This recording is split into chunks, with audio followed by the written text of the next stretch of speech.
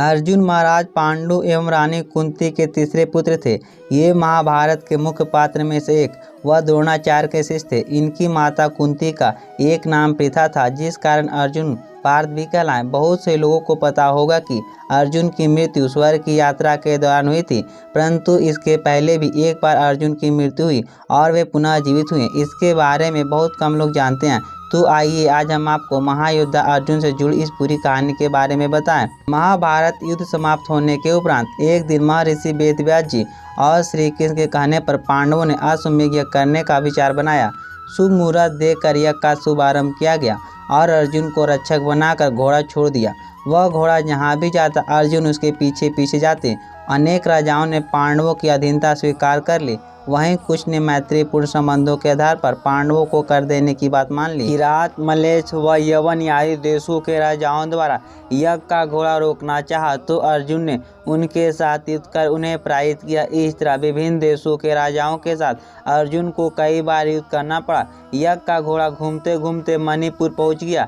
यहाँ की राजकुमारी चित्रांगदा अर्जुन की पत्नी थी और उनके पुत्र का नाम बब्रुवाहन था। बब्रुवाहन उस समय मणिपुर का राजा था। जब बब्रुवाहन को अपने पिता अर्जुन के आने का समाचार मिला तो उनका स्वागत करने के लिए वह नगर के द्वार पर आया। अपने पुत्र बब्रुवाहन को देखकर अर्जुन ने कहा कि मैं इस समय यज्ञ के घोड़े की रक्षा करता हुआ तुम्हारे राज में आया हूँ, इसीलिए तुम मुझसे युद्ध करो। जिस समय अर्जुन बब्रुवाहन से यह बात कह रहा था उस समय नागकन्या उल्पी भी वहां आ गई। उल्पी भी अर्जुन की पत्नी थी। उल्पी ने भी बब्रुवाहन को अर्जुन के साथ युद्ध करने के लिए उकसाया। अपने पिता अर्जुन व सौतेली माता उल्पी के कहने पर बब्रुवाहन युद्ध के लिए तैयार हो गया। अर्जुन और बब्रुवाहन में भयंकर युद्ध होने लगा। अपने पुत्र का पराक्रम देखकर अर्जुन बहुत प्रसन्न हुए। बब्रुवाहन उस समय युवक ही था। अपने बाल स्वभाव के कारण बिना परिणाम पर विचार किए उसने एक तीखा बाण अर्जुन पर छोड़ दिया। उस बाण के चोट से अर्जुन बेहोश होकर धरती पर गिर पड़े। बब्रुवाहन भी उस समय तक बहुत घायल हो चुका था। वह भी बेहोश होकर जमीन पर गिर पड़ा। तभी वहां बब्रुवाहन की माता चित्रांगदा भी आ गई। अपने पति व पुत्र को घायल अवस्था में धरती पर पड़ा देख उसे बहुत दुख हुआ। चित्रांगदा ने देखा कि उस समय अर्जुन के शरीर में जीवित होने के कोई लक्षण नहीं दिख रहे थे।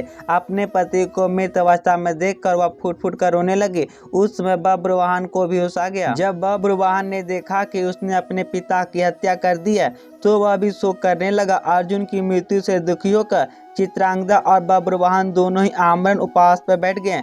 जब नागकन्या उल्पी ने देखा कि चित्रांगदा और बब्रुवाहन आमरण उपवास पर बैठ गए हैं तो उसने संजीवनी मणि का स्मरण किया। उस मणि के हाथ में आते ही उल्पी ने बब्रुवाहन से कहा कि यह मणि अपने पिता अर्जुन की छाती पर रख दो।